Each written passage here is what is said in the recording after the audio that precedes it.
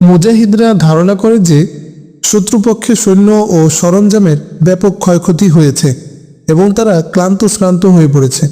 তাই তারা এখনই আমাদের মার্কাজির উপর আক্রমণ করতে সাহসী হবে না। কিন্তু একদিন অতর্কিতভাবে তারা হামলা করে বসল। দিনটি ছিল এপ্রিল মাসের শুক্রবার। এ সময়ে ক্যাম্পের বেশি সংখ্যক মুজাহিদ পরিবার পরিজনের সাথে সাক্ষাৎ করতে পাকিস্তান চলে গিয়েছে। মার্কাজে উপস্থিত মুজাহিদদের সংখ্যা বেশি হলে 100 হবে। সকালবেলা শত্রুপক্ষের 20টি বিমান দেখা গেল, সাথে 1 ডজন হেলিকপ্টার। শুরু হলো মার্কাজের উপর বোমা বর্ষণ। মার্কাজের 3 দিক থেকে হেলিকপ্টার হতে নেমে আসে কমান্ডো বাহিনী, যাতে কোনো দিক থেকে মুজাহিদরা সাহায্য না পায়। চতুর্দিক দিয়ে শত্রুপক্ষ বিপুল শক্তি ও বিশাল বাহিনী নিয়ে প্রচণ্ড আক্রমণ চালায়। অল্পক্ষণের মধ্যে তারা মুজাহিদ ক্যাম্প সংলগ্ন পাহাড় দখল করে নেয়। ক্যাম্পে উপস্থিত সব মুজাহিদ একত্রিত হয়। তারা সংখ্যায় কম হওয়া সত্ত্বেও সিদ্ধান্ত নেয় শেষ নিঃশ্বাস থাকা পর্যন্ত লড়ে যাবে। অল্পক্ষণ পরেই মুজাহিদদের এন্ট্রি এয়ারক্রাফটগুলো সরব হয়ে ওঠে। শত্রু বিমানের উপর শুরু হয় একের পর এক প্রচণ্ড আঘাত, কিন্তু শত্রু বিমান তোপের রেঞ্জের বাইরে থাকায় কাজ হচ্ছে না। উপর থেকে তারা 1000 পাউন্ড ওজনের বোমা ছুটছিল। তা দেখে মনে হয় বিমানের পেট ফুঁড়ে বুঝি আরেক বিমান বের হয়ে আসছে। বোমায় মুজাহিদদের এয়ারক্রাফট গানগুলো একের পর এক ধ্বংস হয়ে যায়। ক্যাম্পের কয়েক স্থানে নাপাম বোমার বিস্ফোরণে আগুন ধরে যায়। বোমা বর্ষণ থেকে বাঁচার জন্য মুজাহিদরা পাহাড় খোদিত এক গুহায় আশ্রয় নেয়। মুজাহিদ সংখ্যা এখন মোট 70 জন। হঠাৎ গুহার উপর বিরাট এক বোমা আঘাত হানে। তাতে 45 জন মুজাহিদ চাপা পড়ে শাহাদাত বরণ করে। গুহার মুখ বন্ধ হয়ে যাওয়ায় বাকিরা গুহার ভিতরে আটকা পড়ে যায়। গুহায় আটকা পড়া মুজাহিদদের মধ্যে আলীও একজন। বদ্ধ গুহায় অতিরিক্ত ঘন্টা তারা জীবিত থাকবে তা বলা মুশকিল ছিল। আর এমন প্রচণ্ড বোমা বর্ষণের মাঝে বাইরের কোনো সাহায্যের আশা করাও দুরাশা মাত্র। বাহির থেকে সাহায্য আসলেও গুহা মুখে জমা কয়েক হাজার টন মাটি সরাতে প্রচুর সময়ের প্রয়োজন। ততক্ষণে অক্সিজেনের অভাবে গুহা মধ্যকার মুজাহিদরা কেউ বেঁচে থাকবে না। আলী এসব ভাবছিল, অন্যরাও বসে বসে এই ভাবনায় ছিল। বদ্ধ গুহার গাঢ় অন্ধকারে কিছুই দেখা যাচ্ছিল না। এভাবে 2 ঘন্টা কেটে যায়। মুজাহিদদের শ্বাস নিতে কষ্ট অনুভূত হচ্ছে। চিফ কমান্ডারও বোমায় আহত। তিনি মুজাহিদদের উদ্দেশ্যে বললেন, মুজাহিদ ভাইয়েরা, আমাদের আগে যারা শাহাদাত বরণ করলেন, আমরাও ক্ষণিক পর হয়তো একে একে সবাই তাদের সাথে গিয়ে মিলিত হব। তবে ভয়ের কিছু নেই, কারণ তারা যেমন আল্লাহর সন্তুষ্টির উদ্দেশ্যে জীবন বিলিয়েছেন, ঠিক তেমনি আমরাও তাদের সাথে জীবন দেব। রব্বি জুল জালাল ঘোষণা দিয়েছেন, যারা খোদার পথে জিহাদ করে এবং নিহত হয়, আল্লাহ পাক তাদের উত্তম রিজিক দান করবেন এবং নিশ্চয়ই আল্লাহ পাক একমাত্র উত্তম রিজিক দাতা। তাদের তিনি এমন স্থানে প্রবেশ করাবেন যার উপর তারা সন্তুষ্ট। সূরা হজ। তারপর কমান্ডার সাহেব বললেন, আল্লাহর দরবারে আমাদের প্রতিদান যুদ্ধে জয় পরাজয়ের উপর নির্ভরশীল নয়। আল্লাহ পাক অবগত যে আমাদের নিয়ত বিশুদ্ধ নিখাত। আমাদের কারো মনে পার্থিব সম্পদের লালসা নেই। দিন ইসলামের জন্যই শুধু আমরা জিহাদে ঝাঁপিয়ে পড়েছি। জালিমের বিরুদ্ধে হাতে অস্ত্র তুলে নিয়েছি। আমাদের সাথীদের মৃত্যু আল্লাহর নিকট সম্ভবত এভাবে কাম্য ছিল এবং আমরা হয়তো তাদেরই মতো শাহাদাত বরণ করতে যাচ্ছি। আমাদের সবার হৃদয়ের একই আকাঙ্ক্ষা, একই আশা, আমাদের স্বদেশ মুক্ত স্বাধীন হবে। আবার আফগানিস্তানের আকাশে উড্ডীন হবে ইসলামী ঝান্ডা। আর যেসব শহীদ আমাদের পূর্বে আল্লাহর দরবারে পৌঁছেছেন, তাদেরও কামনা ছিল এটাই। বন্ধুরা, এসো সবাই মিলে আল্লাহর দরবারে একবার দোয়া করি যেন তিনি আমাদের গুনাহ মাফ করেন, কবুল করেন আমাদের এই শাহাদাত। আমাদের দেশের স্বাধীন হারা মজলুম মানুষ যেন আবার স্বাধীনতা ফিরে পায়। সব মুজাহিদ বলল আমিন। কিছুক্ষণ পর্যন্ত মজলিস নীরব। একদিক হতে আলীর কণ্ঠ শোনা গেল, শ্রদ্ধেয় কমান্ডার সাহেব, শাহাদাত আমাদের একান্ত কাম্য। শাহাদাত লাভ গৌরবের বিষয়। আমরা মৃত্যুকে ভয় করি না, কিন্তু দুঃখ হচ্ছে এই কারণে যে আমরা অসহায়ের মতো মৃত্যুবরণ করতে যাচ্ছি। আমরা আল্লাহর নিকট সাহায্য প্রার্থনা করছি না কেন? যিনি সর্বময় ক্ষমতাবান, তিনি আমাদের সাহায্যে ফেরেশতাও পাঠাতে পারেন। বদর ময়দানে আল্লাহ পাক কি ফেরেশতা দিয়ে মুজাহিদদের সাহায্য করেননি? আর আব্রাহার হস্তি বাহিনীকে আবাবিল পাখি দ্বারা কি ধ্বংস করেননি? তবে কেন আমরা সেই রব্বে জুল জালালের দয়া থেকে নিরাশ হচ্ছি? আলীর কথা শেষ হতেই মুজাহিদ কমান্ডারের কণ্ঠ শোনা যায়, বন্ধুগণ, আলী ঠিকই বলেছেন। সত্যি আমাদের বাঁচার পক্ষে বাহ্যিক কোনো উপকরণ দেখছি না, কিন্তু আমাদের বিশ্বাস আল্লাহ পাক সর্বময় ক্ষমতার অধিকারী। হজরত ইউনুস আলাইহিস সালাম সমুদ্রে নিক্ষেপিত হয়ে মাছের উদরে গেলে তিনি আল্লাহর নিকট সাহায্য প্রার্থনা করেন। তখন কি মাছ তাকে তীরে রেখে যায়নি? আর হ্যাঁ, আমার আরও স্মরণে আছে নবীজি সাল্লাল্লাহু আলাইহি ওয়াসাল্লাম বনি ইসরাইলের 3 জন ইমানদারের ব্যাপারেও এরূপ একটি ঘটনা বর্ণনা করেছেন। তারা পাহাড়ের গুহায় আটকা পড়েছিলেন। ঘটনার বিবরণ অনেকটা এরূপ। বনি ইসরায়েলের 3 ব্যক্তি ভ্রমণে বের হয়। তারা কোনো এক জায়গায় পৌঁছলে সন্ধ্যা ঘনিয়ে আসে। এমন সময় প্রবল বর্ষা শুরু হয়, প্রচণ্ড ঝড় বইছে। ঝড় থেকে বাঁচার জন্য তারা এক পাহাড়ের গুহায় আশ্রয় নেয়। প্রচণ্ড ঝড় বৃষ্টির ফলে পাহাড়ের উপর থেকে একটা পাথর গড়িয়ে পড়লে গুহামুখ বন্ধ হয়ে যায়। তারা 3 জন ভীষণ আতঙ্কগ্রস্ত হয়ে পড়ে, ভাবতে থাকে কিভাবে এই গুহা থেকে বের হওয়া যাবে। 3 জন মিলে সমস্ত শক্তি দিয়ে পাথরটিকে ধাক্কা দেয়, কিন্তু পাথরটা এত বড় যে 1 ইঞ্চিও সরল না। এবার তারা ভাবলো যে আমাদের মৃত্যু সুনিশ্চিত। একজন বলল, আমরা স্ব নেক আমলের উসিলা দিয়ে আল্লাহর নিকট সাহায্য চাইলে হয়তো আল্লাহ পাক আমাদের বাঁচার উপায় করে দেবেন। বাকি 2 জনও তার কথায় সমর্থন জানায়। এরপর তাদের একজন মিনতি ভরে দোয়া করলেন, হে আল্লাহ, আমি আমার বৃদ্ধ মাতা পিতার সেবা করতাম একান্তভাবে নিষ্ঠার সাথে। তাদের না খাইয়ে আমি আমার বাচ্চাদের কখনো খাওয়াতাম না, আমিও খেতাম না। একদিন আমি জীবিকা উপার্জনের উদ্দেশ্যে বহুদূর চলে যাই। ফিরে এসে দেখি মা বাবা না খেয়ে ঘুমিয়ে পড়েছেন। আমি তাদের জন্যে দুধ জ্বালালাম। এই সময় তাদেরকে জাগানো ঠিক হবে না এবং তাদের পূর্বে অন্য কাউকে দুধ খাওয়ানো আমার পক্ষে সম্ভব নয়। এই অবস্থায় দুধ নিয়ে তাদের শিওরে সারা রাত দাঁড়িয়ে রইলাম। আমার সন্তানেরা ক্ষুধার জ্বালায় আমার পায়ে পড়ে কাঁদতে কাঁদতে ঘুমিয়ে পড়ে। ভোর হলো, মা বাবা জেগে উঠে দুধ পান করলেন। হে আমার মালিক, এসব কিছু যদি তোমার সন্তুষ্টির জন্য করে থাকে তবে গুহার মুখ থেকে পাথরটা সরিয়ে দাও। দোয়া শেষ হতেই পাথরটা গুহার মুখ থেকে অল্প একটু সরে যায়। এরপর দ্বিতীয় ব্যক্তি দোয়া করলেন, হে আল্লাহ, আমার এক অতি সুন্দরী চাচাতো বোন ছিল। আমি তাকে সীমাহীন ভালোবাসতাম। একবার বদনিয়তে তার নিকটে গেলাম, কিন্তু সে আমার আহ্বানে সাড়া দিল না, কারণ সে সতী এবং আমাকে ভীষণ ভয় করত। একবার আমাদের দেশে ভীষণ দুর্ভিক্ষ দেখা দেয়। এই যুবতী অভাবের তাড়নায় আমার নিকট সাহায্য চাইতে আসে। আমার কুমতলব আবার জেগে ওঠে। তাকে বললাম, আমার কাম তৃষ্ণা নিবারণের শর্তে তোমাকে 120 দিনার দিতে প্রস্তুত আছি। অভাবের তাড়নায় নিরুপায় হয়ে সে তাতে সম্মত হলো, কিন্তু আমি তার দিকে অগ্রসর হতেই সে বলল, আল্লাহকে ভয় করো, পাপ থেকে বেঁচে থাকো। আল্লাহর ভয়ে আমি কেঁপে উঠলাম। প্রবল কামনা সত্ত্বেও অপরাধে লিপ্ত হলাম না, কিন্তু দিনারগুলো তাকে দিয়ে দিলাম। আয় আল্লাহ, এসব কিছু যদি তোমার সন্তুষ্টির উদ্দেশ্যে করে থাকি তাহলে আমাদের এই বিপদ থেকে উদ্ধার করো। তার দোয়া শেষ হতেই পাথরটা আরেকটু সরে গেল, কিন্তু এখনও বের হওয়া সম্ভব নয়। তৃতীয় জন দোয়া করলেন, হে আমার আল্লাহ, তুমি অবগত আছো যে একবার আমি কজন শ্রমিক নিয়োগ করি, তাদের সবার পাওনা উসুল করে দিই, কিন্তু একজন তার পাওনা না নিয়ে চলে যায়। আমি তার পাওনা টাকা ব্যবসায় ব্যবহার করে বহু অর্থ আয় করি এবং সে অর্থ দিয়ে কয়েকটি উট, গরু, ছাগল ও দাস খরিদ করি। বহুদিন পর সে কর্মচারী আমার নিকট এসে তার পাওনা চায়।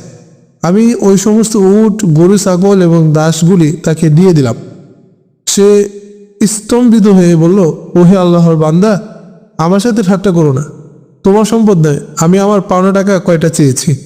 তখন আমি তাকে বুঝিয়ে বললাম, ঠাট্টা করছে না তোমার সাথে, এসব সম্পদ তোমার সেই পাওনার লাভ্যাংশ। অতঃপর সে খুশি মনে তার সব সম্পদ নিয়ে চলে যায়। হে আল্লাহ, এসব যদি তোমার সন্তুষ্টির উদ্দেশ্যে করে থাকি তাহলে আমাদের এই বিপদ থেকে উদ্ধার করো। তার দোয়া শেষ হতেই পাথরটি সম্পূর্ণ সরে যায়। তারা 3 জন এভাবে গুহা থেকে বের হয় এবং লাভ করে নতুন জীবন। এই ঘটনা বর্ণনার পর মুজাহিদ কমান্ডার বললেন, বন্ধুরা, এসো আজ আমরা আল্লাহ পাকের নিকট অনুরূপ দোয়া করি। তিনি আমাদেরকে নেক আমলের বদৌলতে এই বিপদ থেকে অবশ্যই উদ্ধার করবেন ইনশাআল্লাহ। এরপর এক মুজাহিদ দোয়া করলো, হে আল্লাহ, তুমি জানো আমি কলেজে পড়াকালীন সময় একদিন আমাদের গ্রামে কমিউনিস্টরা শোভাযাত্রা বের করে। শোভাযাত্রা দেখতে আমিও গিয়েছিলাম। তারা কমিউনিজমের বিজয় স্লোগান দিচ্ছিল। শোভাযাত্রা এক মসজিদের সামনে দিয়ে যাওয়ার সময় তারা ইসলাম বিরোধী স্লোগান দেওয়া শুরু করে, কারণ ওই মসজিদের সম্মানিত ইমাম সাহেব ইসলামী জীবন ব্যবস্থার পক্ষে নিয়মিত বক্তৃতা দিতেন। রাশিয়ায় মুসলমানদের উপর বর্বর কমিউনিস্টদের নিপীড়নের কাহিনী তিনি মানুষদের শোনাতেন। তখন ইমাম সাহেব মসজিদ থেকে বেরিয়ে ইসলাম বিরোধী স্লোগানের কঠোর প্রতিবাদ জানান। এতে রুষ্ট হয়ে কমিউনিস্টরা তাকে আঘাতে আঘাতে মেরে ফেলে, মসজিদে আগুন ধরিয়ে দেয় এবং কোরআন শরীফ ছিঁড়ে বাথরুমে নিক্ষেপ করে। উপস্থিত কজন লোক এর প্রতিবাদ জানিয়ে বলল, তোমরা আল্লাহকে ভয় করো। একথা শুনে কমিউনিস্টরা অগ্রসর হয়ে বলল, যাও তোমার আল্লাহকে ডেকে আনো। এই বলে সে বর্বর কমিউনিস্ট পবিত্র কোরআনের ছিন্ন পাতায় প্রস্রাব করতে থাকে। এসব জঘন্য অন্যায় অপকর্ম দেখে আমার রাগ চরমে ওঠে। তখনই দৌড়ে ঘরে যায় এবং বন্দুক এনে ওই কমিউনিস্ট সহ আরও কয়েকজন নাস্তিককে হত্যা করে মুজাহিদদের সাথে যোগ দেয়। হে আল্লাহ, এসব কিছু যদি তোমাকে ভালোবেসে করে থাকি তাহলে আমাদের মদত করো। সবাই বলল আমিন।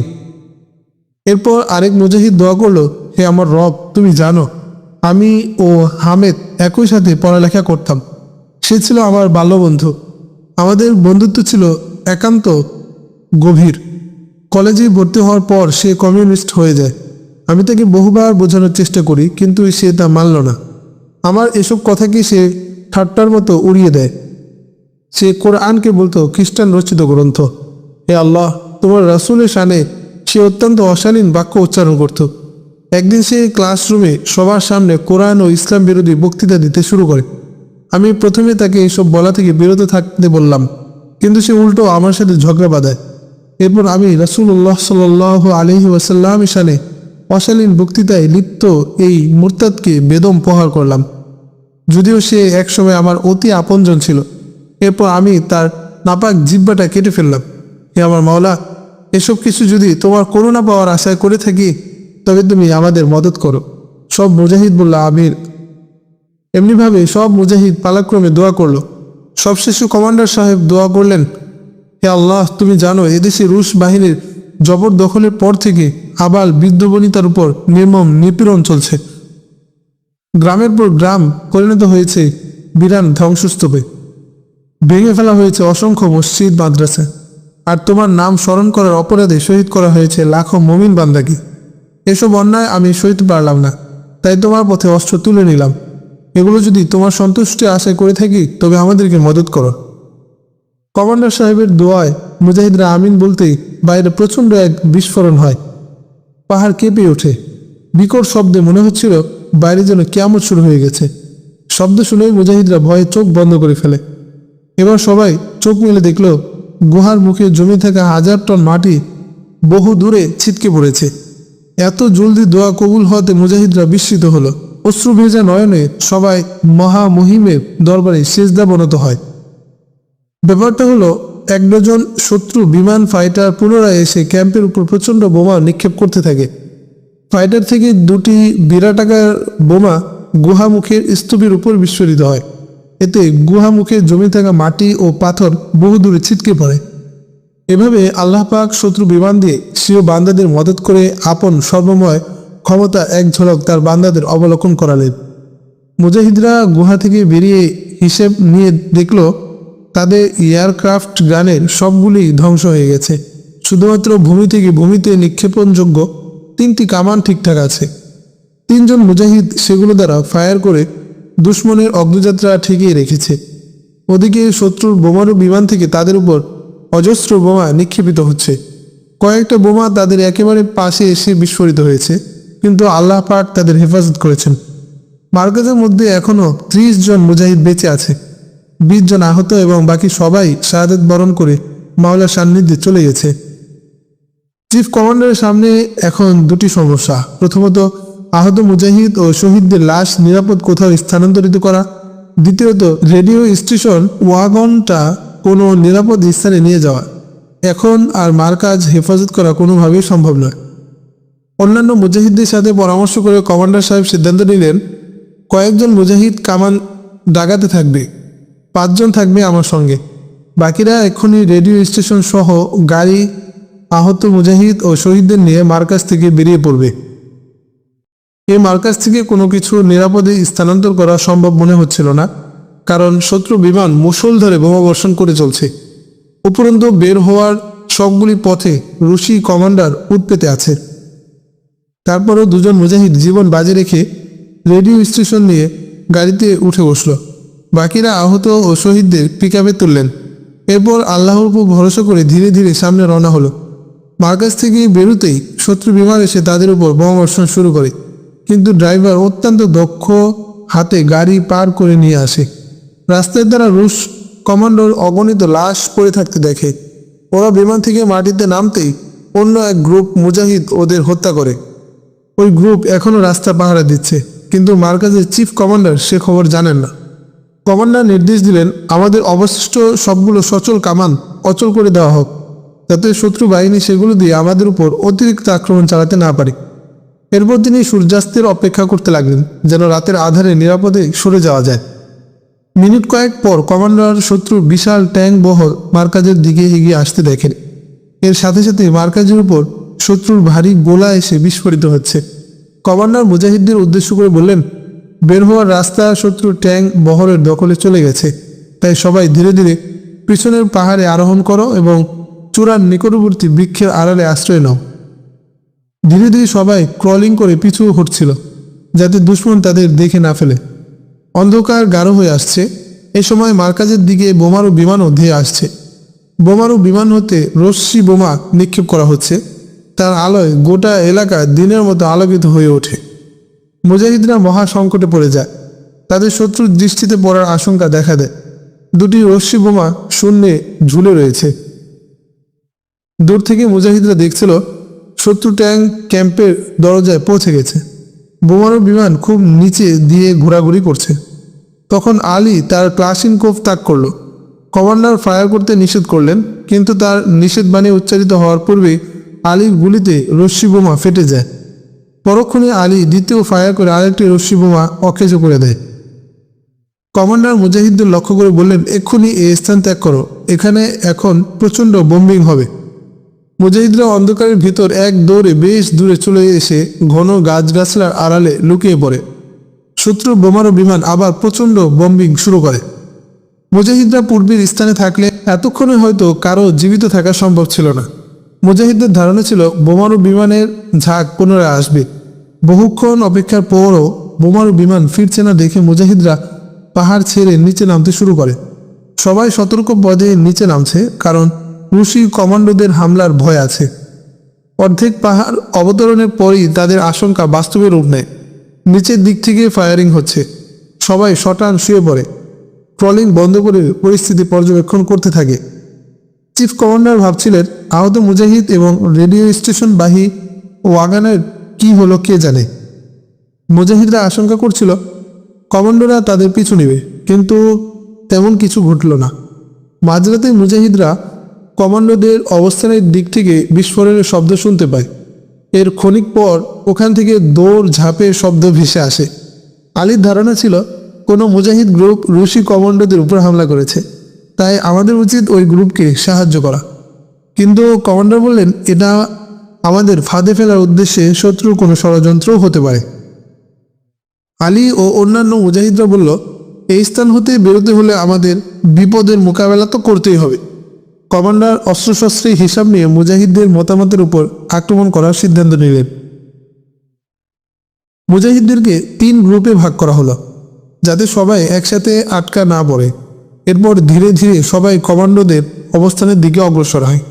আলী ও তার গ্রুপের মুজাহিদরা অল্প দূরে যেতেই দেখতে পেল দুটি ছায়া তাদের দিকে দৌড়ে আসছে। আলী তাদের দেখতে ফায়ার খুলে দেয়, কিন্তু গুলি লক্ষ্যভ্রষ্ট হয়।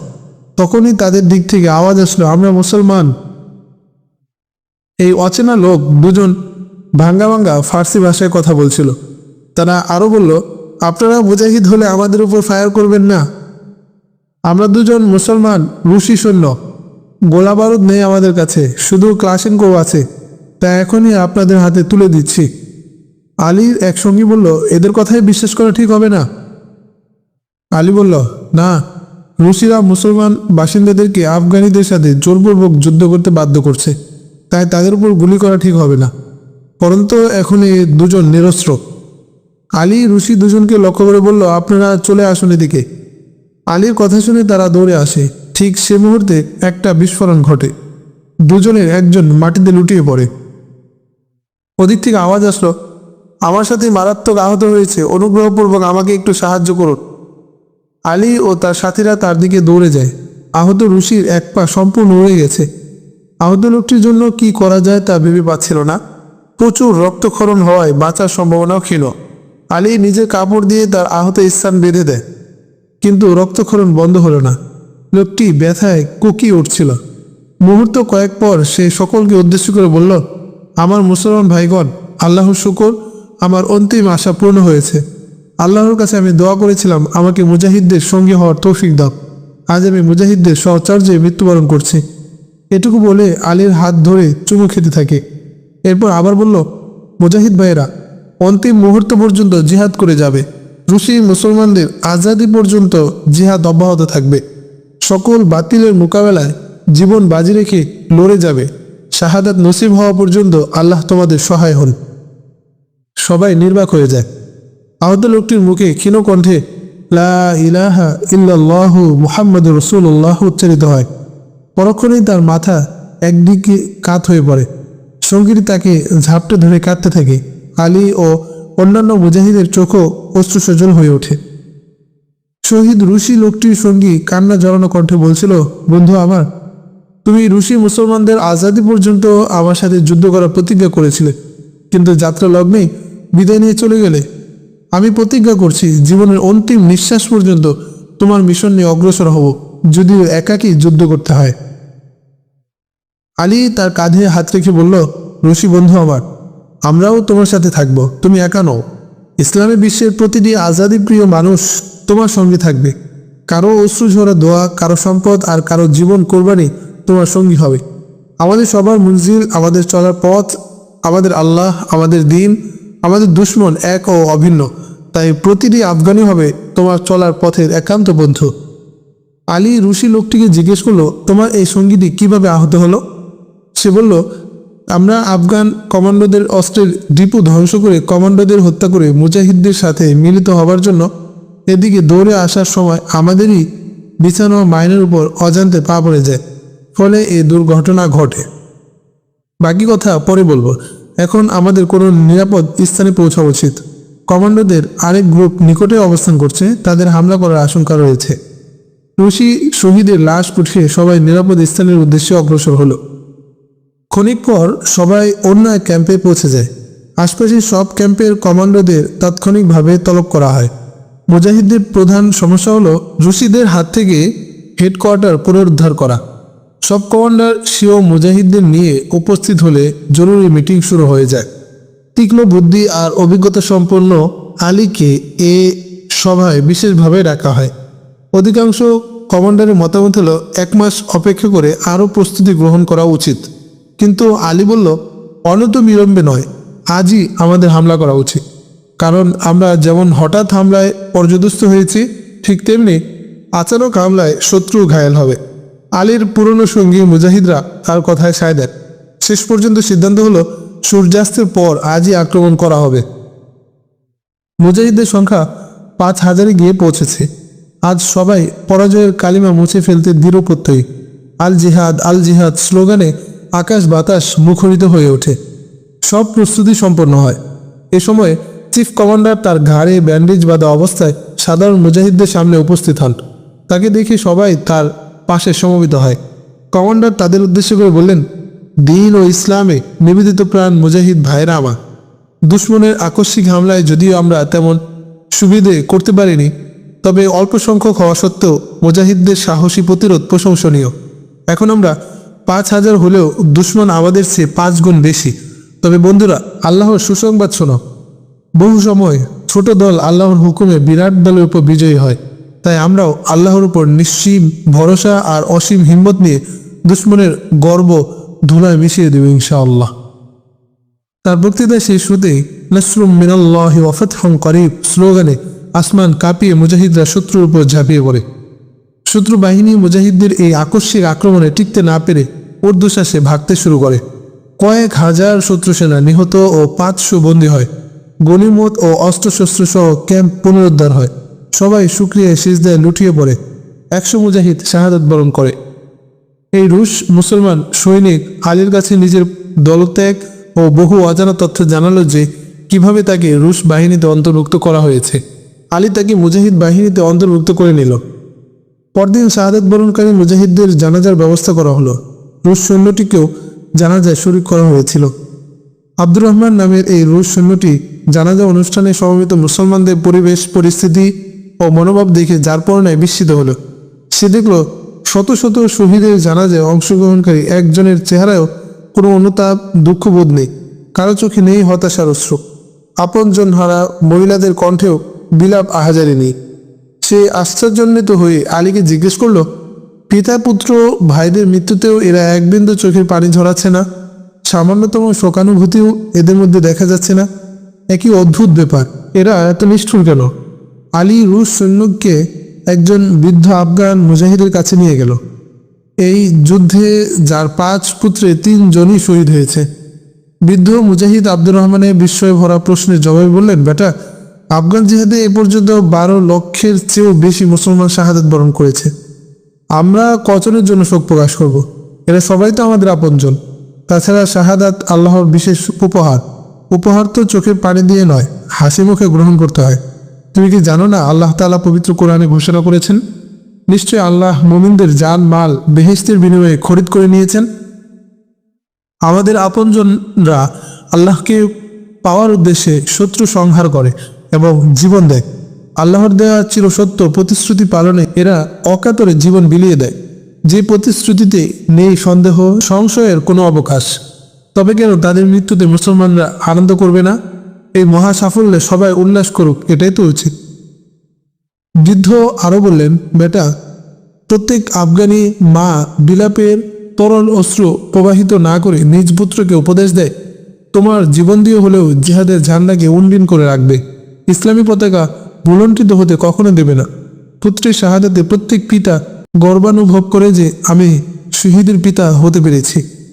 যুবকরা ব্যর্থতার অশ্রুর পরিবর্তে বন্দুকের গোলায় দুশ্মনের খুন ঝুরিয়ে আত্মপ্রশান্তি লাভ করে। প্রত্যেক শিশুর যৌবনের স্বপ্ন হলো সে পূর্বসূরীদের পদাঙ্ক অনুসরণ করে শাহাদাত লাভে ধন্য হবে। আব্দুর রহমান এমন বিস্ময়কর কথা কেবল তার দাদার কাছে শুনত। তার দাদা বলতেন, মুসলমানরা জিহাদে বের হলে কোনোদিন পিছু হটতে জানে না। ব্যর্থতার গ্লানি তাদের কখনো হতাশাগ্রস্ত করে না।